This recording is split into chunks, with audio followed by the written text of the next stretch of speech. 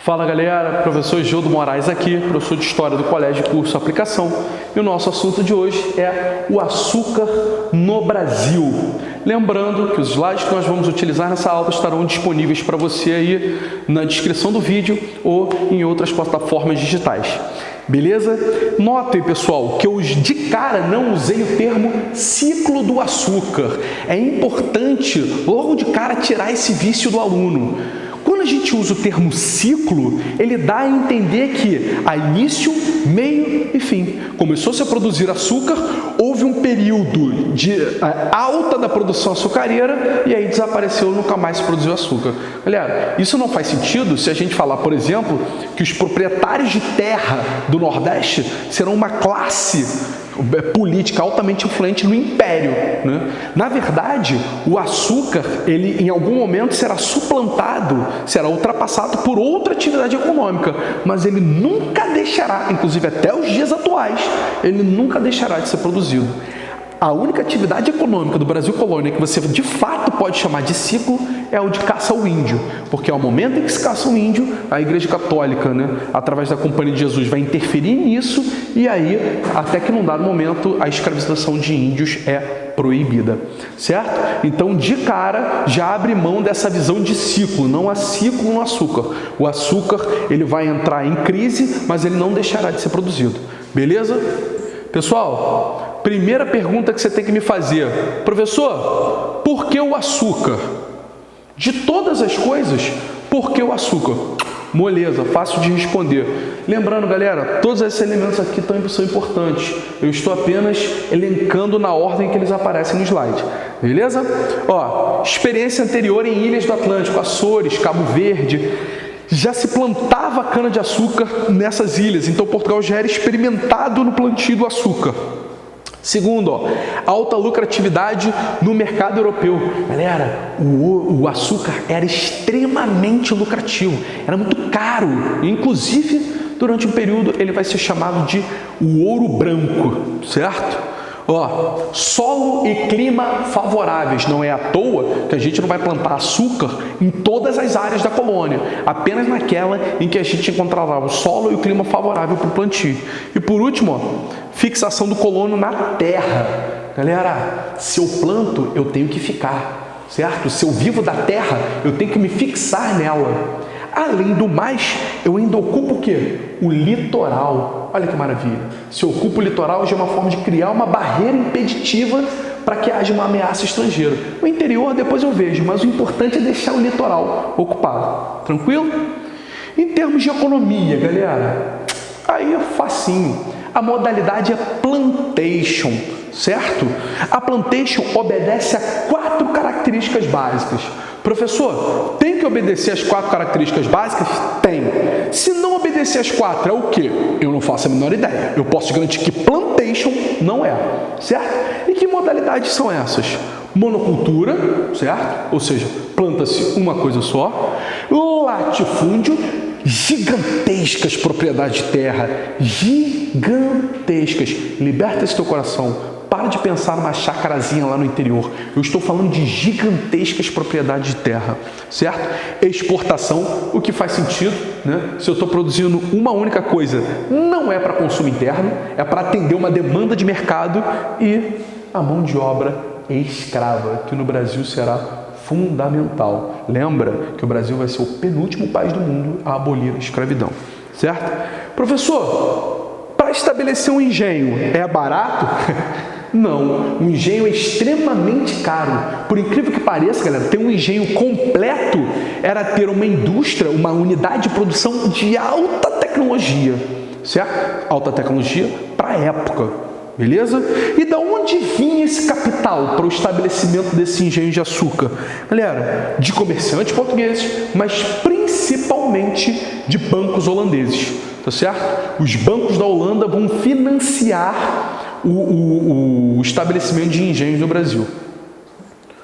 Galera, pirâmide social. Peço perdão para vocês, não sei se está dando para ver muito bem, mas uma das primeiras coisas que a gente já deixa claro aqui nessa diferenciação da pirâmide é a ideia, ó, de uma classe média, uma classe que está no meio, na verdade. Não confundir com classe média urbana, tá? Eu me referi apenas àquela que está no meio. Durante muito tempo, tempo, como a gente vê a pirâmide social do açúcar, né? Ela era bipolarizada. De um lado, senhores de engenho, do outro lado, escravos. Conforme os estudos foram caminhando, nós percebemos que, na verdade, havia uma classe intermediária que não poderia ser ignorada. Que classe é essa, professor? São os profissionais livres. Você vai ter, por exemplo, profissionais como o feitor, né, que tomava conta da produção, tomava conta dos escravos. O feitor não pode ser um escravo. Como é que você vai botar um escravo para tomar conta de outros escravos? Então, normalmente ele era um profissional livre, né? Os profissionais da cana, né? Os especialistas na produção da cana, dos subprodutos da cana, o melaço, a aguardente, né? a rapadura, né? Essa galera tinha que ter uma expertise, um know-how muito específico para saber criar essa produção. Então, embora fossem numericamente pequenos, não podem ser ignorados. E mesmo lá em cima, né, essa elite terratenente porque é uma elite ligada à terra, não é composta só de senhores de engenho, pronto. A gente chama comumente de senhores de engenho, né, aquela galera, essa elite terratenente, como eu me referi a você. Mas nem todos eles eram, por exemplo, donos de fato de engenho de açúcar, né? A gente viu no slide anterior que o engenho de açúcar era extremamente caro, galera. Era uma unidade produtiva de alta complexidade tecnológica. Então você vai ter senhores de engenho, por exemplo, que só tem a terra para produzir. Ele não tem um engenho. Ele produz a cana, mas ele precisa alugar um engenho para produzir os subprodutos, ou vende só a cana, né? Então, mesmo entre os senhores de engenho, você vai ter uma categorização. Você vai ver que nem todos são iguais. Agora, mobilidade social, professor? Zero. Estratificada ela vai ser, certo? As classes sociais não se misturam. É só você pensar, por exemplo, criar na sua cabeça a imagem de um café da manhã dominical. O senhor de engenho volta da igreja com a sua família, o que era tradicional, senta para tomar o café e é servido ali pelos escravos, pelas mucamas, né, que saem e entram o tempo todo da sala de jantar, né, trazendo quitutes, recolhendo coisas, cuidando das crianças. Eles habitam o mesmo espaço físico? Sem dúvida nenhuma. Na mesma sala em que o senhor, né, e a sua família estão sentados comendo, você vai ter escravos circulando para lá e para cá. Eles habitam o mesmo espaço sociológico? Galera, dá para perceber que é um universo infinito entre um e outro. Então as classes sociais se tocam porque elas precisam trabalhar umas com as outras, mas não se misturam. Um senhor de engenho vai morrer senhor de engenho, um escravo vai nascer escravo. Inclusive, alguns historiadores vão fazer um paralelo entre o Brasil açúcar e o feudalismo, né? Uma proximidade, como se o Brasil tivesse passado aí por um período feudal, né? E na política, galera? Na política nós vamos ter uma categoria político-sociológica conhecida como homem bom. Quem é esse homem bom, professor? Ele tem que atender a certas características para ser considerado um homem bom, tá certo, galera? E que características são essas? Ele tem que ser homem, obviamente sexo masculino, é uma sociedade masculinizada, é uma sociedade patriarcal, onde o homem vai fazer o papel o principal de personagem principal, a ele todas as outras personalidades são submetidas, né? Branco, católico, casado ou emancipado, ou seja, não submetido à autoridade do seu pai, por exemplo, né? E por que é importante definir esses homens bons? Primeiro que eles vão compor a classe privilegiada do Brasil açúcar, né? É aquela tal daquela classe terratenente a qual me referi. Segundo, porque apenas a eles será permitido o acesso às chamadas câmaras municipais. As câmaras municipais eram o único órgão político daquele período e resolviam ali problemas políticos locais, né? Não problemas políticos de grandes proporções, mas problemas políticos locais. Questão de terra, por exemplo, ou disputas políticas entre entidades, leis que não precisavam da consulta da coroa portuguesa, que poderiam ser resolvidas ali, né? Pequenas querelas que não precisavam que você esperasse tanto tempo para serem resolvidas, certo? Bom, agora a gente vai falar da chamada invasão holandesa, né, do Nordeste holandês. Mas para falar disso, a gente vai precisar criar um antecedente, um contextinho aí para você entender. Pessoal, durante um tempo, a coroa de Portugal e Espanha foi unificada, é a tal da União Ibérica, né?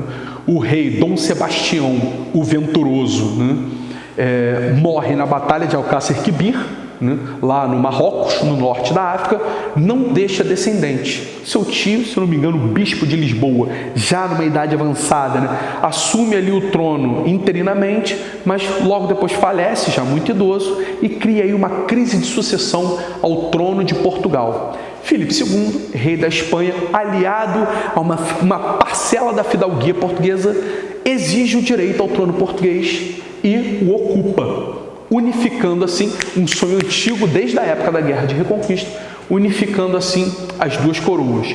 Embora pelo juramento de Tomar ele permita ainda que Portugal exista como país, Portugal não é absorvido, não é dissolvido, né, e unificado ao território português, na teoria duas coroas, na prática uma só.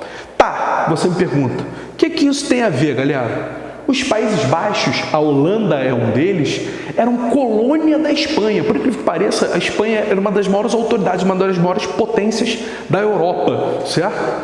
E houve uma série de conflitos entre eles que acabou estabelecendo a independência das 13 colônias, certo? Esses conflitos foram de ordem tanto econômica, o aumento dos impostos da coroa espanhola sobre a região, quanto religiosa, né? Os espanhóis são um reino ultracatólico, inclusive são formados baseados no catolicismo. A Guerra de Reconquista é uma guerra político-religiosa, né? Enquanto as 13 colônias, os batavos, né, são protestantes. Então esses dois conflitos fazem com que os Países Baixos se tornem independentes da coroa espanhola, o chamado Tratado de Utrecht, né, que estabelece aí a independência entre as duas colônias. Está fazendo a conexão? Holanda e Espanha são inimigas, certo? A Espanha unifica a coroa com Portugal, beleza? Olha que doideira. Quando os espanhóis unificam a coroa, proíbem qualquer uma de suas colônias de fazer comércio com os holandeses. Uma dessas colônias, na época, era o Brasil. Mas, professor, o Brasil não é uma colônia portuguesa? É, mas Portugal estava submetido à Espanha pela União Ibérica. Conectou? Seguiu a thread? Se ligou na conexão? Então, galera, os holandeses cansavam de fazer comércio com os nordestinos.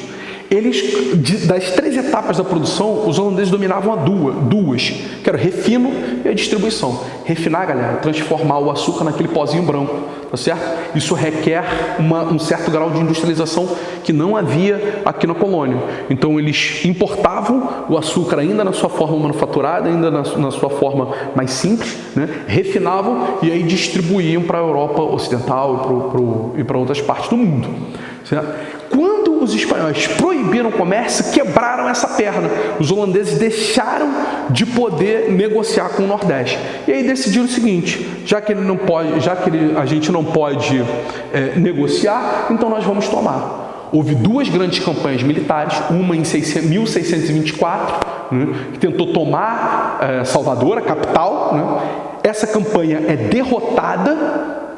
Isso, inclusive, faz com que a Companhia das Índias Ocidentais, que foi fundada só com esse objetivo, quase falisse, fez com que os holandeses se retraíssem, guardassem capital e poder para, em 1630, aí sim, invadindo Pernambuco, conquistassem aquela região. Os senhores de engenho, sem apoio da coroa portuguesa, né, unificada lá na União Ibérica, abandonaram seus engenhos, destruíram tudo, né? Fugiram em direção ao interior, e os escravos, galera, obviamente não vão ficar parados, né, de braços abertos, esperando os novos senhores, também fugiram, e aí a região nordestina mergulha em caos. Para que essa região em caos, né, possa se tornar de novo rentável, é nomeado como governador da região, como representante da Companhia das Índias Ocidentais, o Conde Maurício von Nassau-Siegen, ou, se você preferir, o Maurício de Nassau. Ele assume o governo e aí vai adotar uma série de medidas visando restabelecer a produção açucareira na região. Ele, por exemplo, e isso é fundamental, ele vai estabelecer a liberdade religiosa, a liberdade de culto. Ele é protestante, mas vai permitir o catolicismo na região, né? Ele vai conceder empréstimos aos senhores de engenho, muito fáceis, com baixas taxas de juros, com grande tempo para pagar, vai investir na revitalização de Recife, vai reformar a cidade de Recife, vai gastar os tubos de dinheiro com isso, né? Inclusive vai construir a tal da cidade Maurícia, né? Existe até hoje lá em Recife, só não tem esse nome, né? Claro, né, galera? Vem para cá para morar, para passar o resto da vida. Então ele vai investir pesado na reforma urbana da cidade de Recife. Além disso, galera, traz uma missão artística e científica para a região, né? O ECO e o POST, que são paisagistas, né?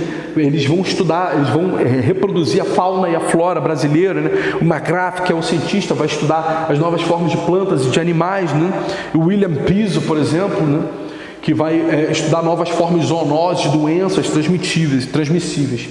Lembrando, galera, que além de toda essa facilidade econômica, ele ainda vai ordenar a tomada de postos de escravos na costa da África, mantendo assim um fluxo constante de escravos para o Nordeste.